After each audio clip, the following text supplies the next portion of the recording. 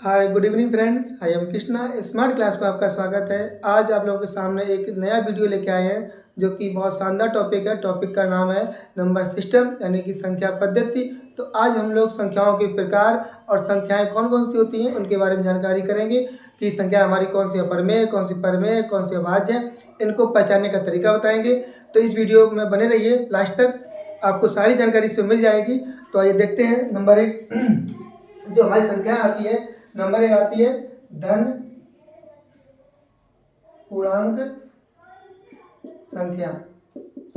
धन पूर्णांक वे संख्या होती हैं जो +1 +2 +3 डॉट डॉट डॉट डॉट अनंत तक हो, वो हमारी सब संख्याएं क्या होती हैं? धन पूर्णांक होती हैं।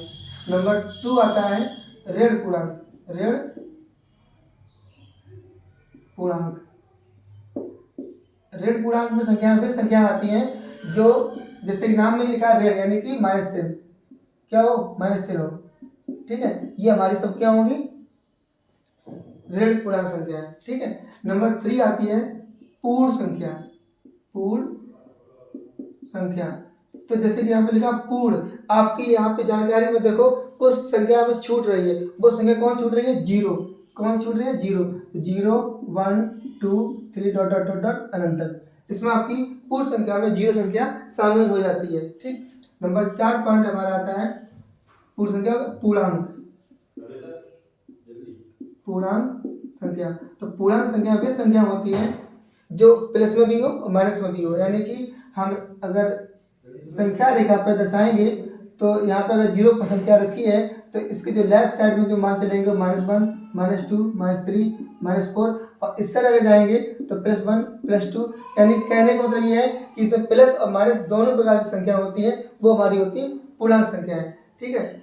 नंबर 5 पे हमारी संख्या आती है सम संख्या। सम संख्या तो सम संख्या में हमारा क्या होता है? जैसे कि पता है कि नाम में लिखा है सम यानी कि इवन नंबर। इवन का मतलब है कि वे संख्याएं जो दो से कट जाए। कट जाए का मतलब भाग चला जाए, यानी कि भाग चला जाए। एग्जाम्पल में ऐसी संख्या ढूंढो जो 2 से कट जाए, यानी कि 2 होगी, 4 होगी, 6 होगी, 8 होगी, डॉट डॉट डॉट डॉट अनंत तक। ये हमारी संख्या होगी सम संख्या। ठीक। नंबर 6 विषम संख्या। विषम संख्या। ठीक। विषम संख्या वे संख्या होती हैं, वे संख्याएं जो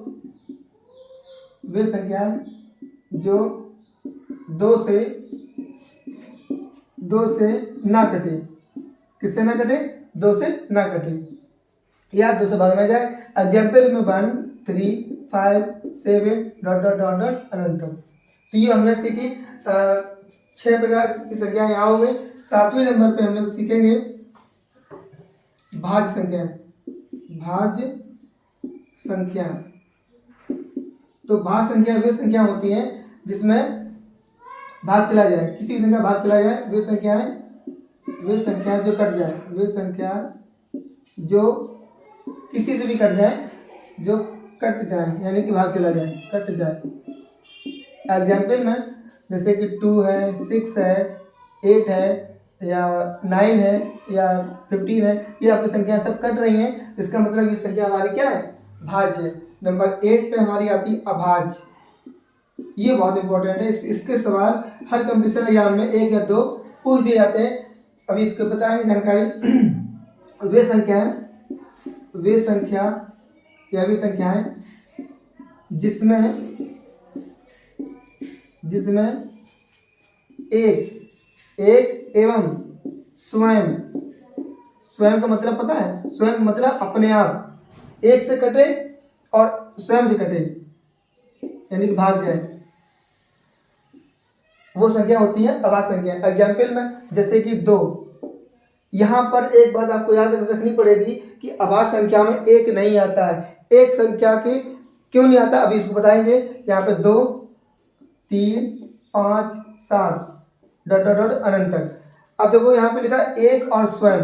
एक और स्वयं का मतलब होता है इसके खंड कितने होंगे? 2।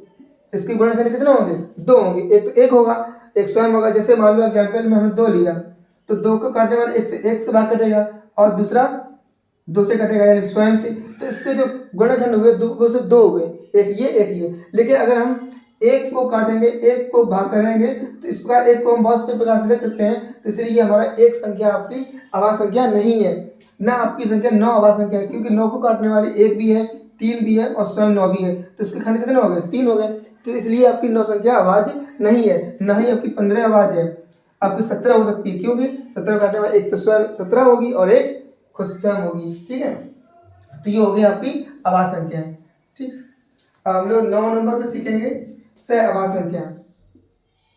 सह अभाज्य संख्या।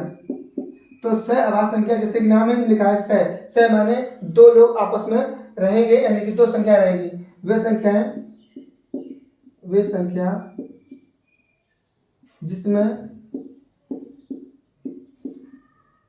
जिसमें एक, यानी कि ये वाला एक गुणनखंड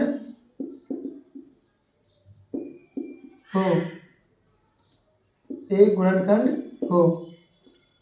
ठीक, जैसे में हमें अपन शो कर रहा है एग्जाम्पल में 2,3। इसके अगर मतलब एक संख्या ऐसी है वो दोनों को काट देगी। ठीक है, यहाँ 5,7, इसमें भी गुणनखंड कितना है? एक संख्या ऐसी है दोनों को काट देगी।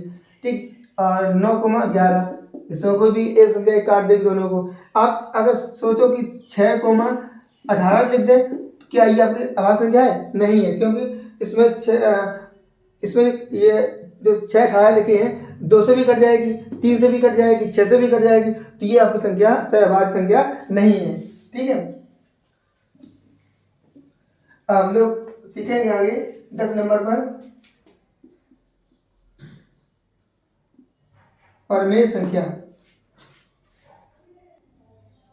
परिमेय संख्या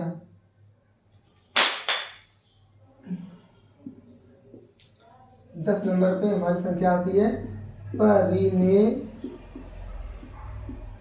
संख्या।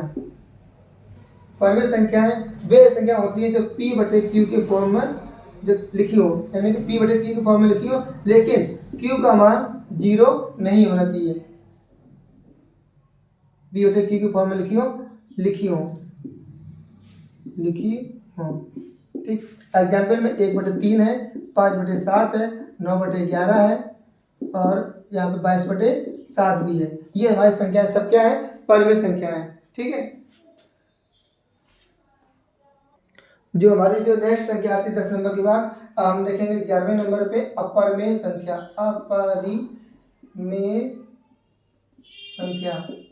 अपरिमेय संख्या वे संख्या होती है जो P/Q के फॉर्म में ना लिखी हो, जैसे कि √3, √5, √7। ठीक, आप चाहे तो लिख सकते हैं पाई आपकी अपरिमेय संख्या। यहाँ से एक क्वेश्चन ये बनता है कि यूपी टेट, सी टेट और अन्य कॉम्पिटिशन एग्जाम में पूछा जाता है कि पाई आपकी संख्या कैसी है, तो वो संख्या पाई आपकी अपरिमेय संख्या है, याद कर लो।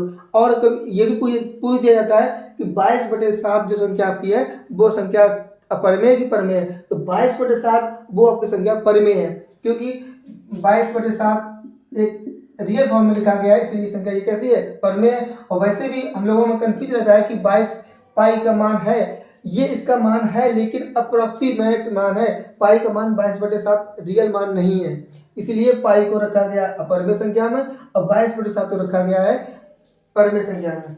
ठीक है, परिमेय संख्या होगी। अब हमारी लास्ट जो संख्या बचती है वो बचती है 12वें नंबर की वास्तविक संख्या। क्या बचता है? वास्तविक संख्या। वास्तविक संख्या वे संख्या होती है जो परिमेय और अपरिमेय से मिलाकर लिखी जाती है। किससे? परिमेय और अपरिमेय, इनसे जो मिलाकर जो संख्या लिखी जाती है वो हमारी होती है अपरिमेय और वास्तविक संख्या। एग्जाम्पल रूप में आप इन दोनों को मिलाएंगे, परिमेय संख्या हमारे सामने ये लिखी है और अपरिमेय संख्या ये लिखी है। आप चाहो तो 1/3 भी यहाँ पे शो कर सकते हैं, √5 भी शो कर सकते हैं। ठीक है, और यहाँ पे पाई भी नोट कर सकते हैं और 22/7 भी नोट कर सकते हैं। ये हमारी क्योंकि मिलाकर है तो मिलाकर मतलब क्या है, इन दोनों के मान उठा के हम इसमें पुट कर सकते हैं यानी कि रख सकते हैं। तो और हमारी संख्याएं क्या, कोई बोलेगा कि संख्या 1 या 3 या 7 वास्तविक संख्या नहीं होगी, तो है वास्तविक संख्या, क्योंकि अगर हम चाहें तो इसके नीचे जैसे 3 लिखा, 3 से 1 बना सकते हैं, तो ये हमारी संख्या क्या होगी, और रियल नंबर भी है और अपरिमेय संख्या भी है और परिमेय संख्या भी है। ठीक है, तो ये अगर आपको ये जानकारी अच्छी लगी हो और अगर वीडियो पसंद आई हो तो प्लीज़ मेरे चैनल को लाइक एंड सब्सक्राइब करें। धन्यवाद।